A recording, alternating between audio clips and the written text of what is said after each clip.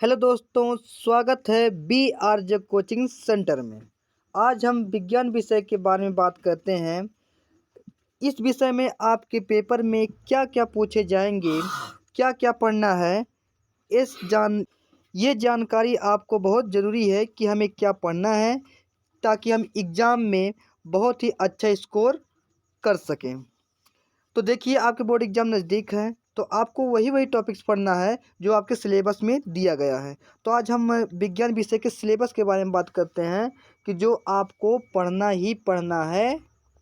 देखिए, पहला हमें क्या है, रासायनिक पदार्थ, प्राकृतिक एवं व्यवहार। रासायनिक पदार्थ, प्रकृति एवं व्यवहार, इसमें आपको 20 नंबर मिलेंगे। उस दूसरा हमारा क्या है, जैव जगत। जैव जगत, इसमें से आपको 20 नंबर मिलेंगे। तीसरा है प्राकृतिक घटनाएं, इसमें से आपको 12 नंबर मिलेंगे। उसके बाद आपका चौथा है विद्युत का प्रभाव, इसमें आपको 5 नंबर मिलेंगे। नहीं, विद्युत का प्रभाव इसमें आपको 13 नंबर मिलेंगे और प्राकृतिक संसाधन इसमें आपको 5 नंबर मिलेंगे। टोटल आपको 70 नंबर के प्रश्न पत्र होंगे। अब इसमें आपको जो कहते हैं, आपको केमिस्ट्री से जो है 20 नंबर मिलेंगे। केमिस्ट्री से कितने नंबर मिलेंगे, 20 नंबर। बायोलॉजी से आपको कितने नंबर मिलेंगे, 20 नंबर। और आपके फिजिक्स के, जिसको बोलते हैं भौतिक विज्ञान से, आपको कितने नंबर मिलेंगे, 12 नंबर इसमें प्राकृतिक घटनाएं से और 13 नंबर विद्युत का प्रभाव से। टोटल आपका हो जाएगा कितने नंबर, 26 नंबर। 26 नंबर भौतिक विज्ञान से, जीव विज्ञान से 20 नंबर और रसायन विज्ञान से आपको 20 नंबर मिलेंगे। और बाकी आपका प्राकृतिक संसाधन हो गए, इसमें आपको 5 नंबर मिलेंगे। कुल मिलाकर के आपके कितने हो जाएंगे, 70 नंबर के पेपर होंगे और 30 नंबर आपके स्कूल की तरफ से मिलेगा। ठीक है, तो आपको लिखित में क्या क्या पढ़ना है, क्या क्या नहीं, इसके बारे में बात कर ले। अब पहला चैप्टर क्या, रासायनिक पदार्थ, है ना।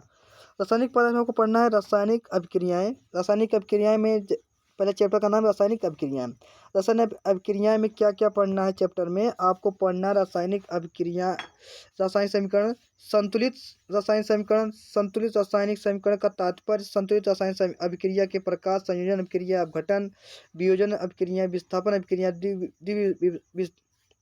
विस्थापन अभिक्रिया, अपेक्षण अभिक्रिया, उदासीनीकरण, अपचयन, उपचयन, ये सब चीज़ें आपको पहले चैप्टर में पढ़ना है। दूसरा क्या है, अम्ल, क्षार तथा लवण। इसमें आपको क्या क्या पढ़ना है कि आपको H+ आयन तथा OH- आयन के आधार पर अम्ल, क्षार तथा लवण की परिभाषाएं। अगला क्या हो गया हमारा, सामान्य गुणधर्म, उदाहरण।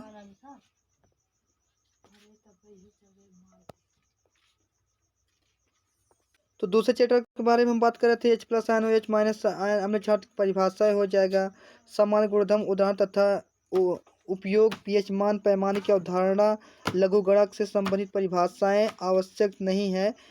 आपको लघुगणक से संबंधित परिभाषा आपको नहीं पढ़ना है, इसमें बताया गया। दैनिक जीवन में पीएच मान का महत्व क्या होता है, सोडियम हाइड्रोक्साइड, व्यंजक चूर्ण, बेकिंग सोडा, उसके बाद धावन सोडा, प्लास्टर ऑफ पेरिस जिसको बोलते हैं सब लोग, क्या पीओपी, जो दीवालों में किया जाता है, पीओपी आप लोग जानते ही होंगे, इसके बारे में पढ़ना है। अगला चैप्टर का नाम धातु एवं अधातु, धातु तथा अधातु के गुणधर्म क्या होते हैं, रासायनिक यौगिक का निर्माण क्या होता है, इसके बारे में आपको पढ़ना है। उसके बाद अगला हो गया हमारा, अगले चैप्टर का नाम कार्बनिक यौगिक। कार्बनिक यौगिक में कार्बनिक यौगिक के में संयोजी संबंध, आबंध, कार्बन की सर्वतोमुखी प्रकृति, समजातीय श्रेणी, कार्यात्मक समूह वाले कार्बनिक यौगिक, hydrogen, alcohol, ketone, aldehyde, alkane, alkyne की नाम पद्धति, जिसको बोलते हैं IUPAC नाम, संतृप्त तथा असंतृप्त हाइड्रोकार्बन में अंतर, ये सब आपको पढ़ना हो जाएगा। ठीक है, और कार्बनिक यौगिक के रासायनिक गुणधर्म, दहन, ऑक्सीकरण, उसके बाद हो जाएगा आखिर का संकलन, प्रतिस्थापन क्रिया, एथनॉल तथा एथनाइल अम्ल, केवल गुणधर्म तथा उपयोग, साबुन और अपमार्जक। ठीक है, आपको दूसरे चैप्टर में कार्बनिक यौगिक में ये सब पढ़ना है।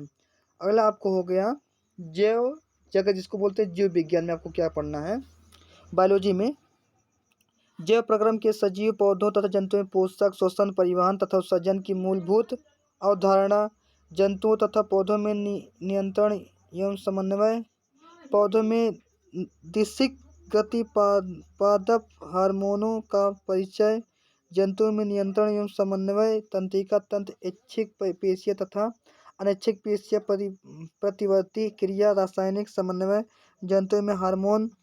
अगला हमारे चैप्टर का प्रजनन, जंतु तथा पौधों में प्रजनन, लैंगिक तथा अलैंगिक प्रजनन, स्वस्थ आवश्यकताएं तथा परिवार नियोजन की विधियां, सुरक्षित यौन एवं HIV एड्स, प्रसूति एवं जनन स्वास्थ्य, इसके बारे में हमें पढ़ना है। अगला चैप्टर है हमारा अनुवांशिकता। अनुवांशिकता जिसमें मेंडल का योगदान होगा, लवणों की वंशागति के नियम, लिंग निर्धारण, संक्षिप्त परिचय, ये सब आपको पढ़ना होगा। ठीक है।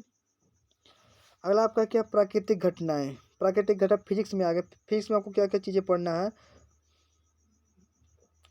जैसे हो गया वक्र पृष्ठ द्वारा प्रकाश का परावर्तन, गोलीय दर्पण द्वारा प्रतिबिंब बनना, वक्रता केंद्र, मुख्य अक्ष, मुख्य फोकस दूरी, दर्पण सूत्र, निगमन नहीं, आवर्धन, ये सब चीज़ आपको पढ़ना है। दर्पण सूत्र का आपको निगमन नहीं करना है पेपर में। ठीक है, ये आएगा ही नहीं।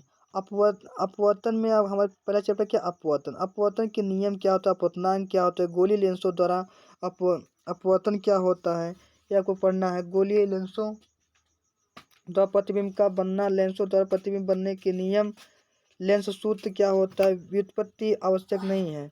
उसके बाद आवर्धन लेंस की क्षमता है ना, लेंस का सूत्र इसको आपको सिद्ध नहीं करना, प्रूफ नहीं करके बताना है। ठीक है। मानव नेत्र में लेंस का कार्य, दृष्टि दोष निवारण, गोलीय दर्पण तथा लेंसों के का अनुप्रयोग, प्रिज्म द्वारा प्रकाश का अपवर्तन, प्रकाश का विक्षेपण, प्रकाश का प्रकीर्णन, दैनिक जीवन में अनुप्रयोग, ये आपको पढ़ना है। हालांकि यूनिट 4 है विद्युत का प्रवाह। इसमें आपको विद्युत धारा, विभवांतर तथा विद्युत धारा, ओम का नियम हो गया। ओम का नियम बहुत इंपॉर्टेंट है। ओम का नियम प्रतिरोधकता, प्रतिरोध अलग होता है, प्रतिरोधकता अलग होता है, इसके बारे में पढ़ना है। कारक जिन पर किसी चालक का प्रतिरोध निर्भर करता है,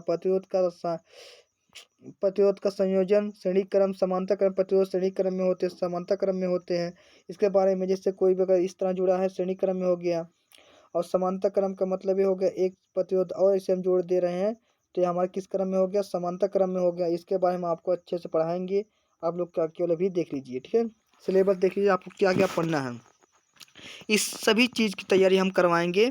इसमें आप लोग केवल इतना देख लीजिए आपको पढ़ना क्या क्या चीज़ें हैं अभी। अलग क्या हमारा श्रेणी क्रम, समांतर क्रम के बाद एक दैनिक जीवन में इसका उपयोग क्या होता है, विद्युत धारा को ऊष्मीय प्रभाव एवं दैनिक जीवन में उपयोगिता, विद्युत शक्ति PVI तथा R में अंतर संबंध, विद्युत धारा का चुंबकीय प्रभाव।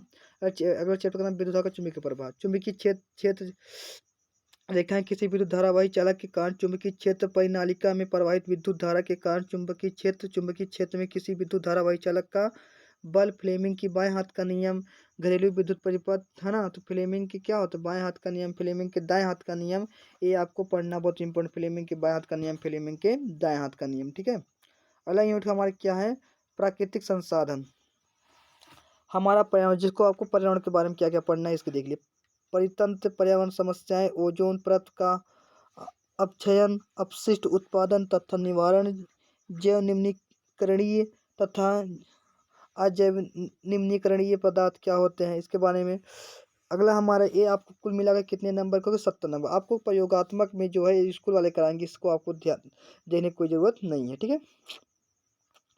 ठीक है दोस्तों, अगर हमारी वीडियो आपको अच्छा लगे तो लाइक करना, शेयर करना, सब्सक्राइब करना। मिलते हैं अगले वीडियो में पूरा इसका डिस्कस के साथ। Thank you for watching.